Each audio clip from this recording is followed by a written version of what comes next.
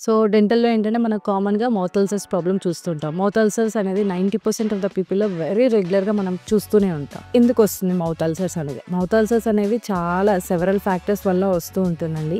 మెయిన్‌గా ఏంటి అనంటే మనం ఎప్పుడైనా లిప్ కానీ, టంగ్ గాని బైట్ చేసుకున్నప్పుడు అల్సర్స్ రావటము, లేదు అంటే మనకి షార్ప్ టీత్ ఉన్నప్పుడు కానీ, లేదు అనంటే మనం ఏసుకున్న డెంచెస్ పళ్ళు లేని వారు డెంచెస్ వేస్తూ ఉంటారు. సో, వాళ్ళ పూర్ ఫిట్టింగ్ డెంచెస్ వల్ల కానీ, లేదనంటే మనం ఫిల్లింగ్ చేయించుకున్నప్పుడు రఫ్ సర్ఫేస్ ఉన్నా కానీ, ఎవరైనా కానీ బ్రేసెస్ కానీ, రిటైనర్స్ కొత్తగా వేస్తున్నప్పుడు కానీ ఈ అల్సర్స్ మనం చూస్తూ ఉంటాం.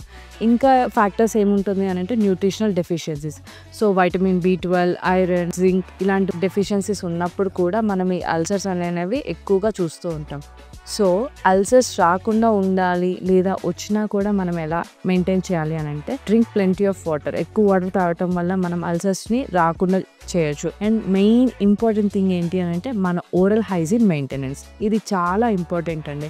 బ్యాక్టీరియా ఫ్రీ ఉన్నంత కాలం మనం హెల్తీగా ఉన్నట్టే. అండ్ హెల్తీ డైట్ తీసుకోవాలి. ఏదైతే న్యూట్రిషన్‌గా డెఫిషియన్సీస్ అయితే ఉన్నాయో వాటన్నిటిని మనం మెయింటైన్ చేయటం వల్ల ఈ అల్సర్స్ అనేవి రాకుండా చూసుకోగలం. Thank you.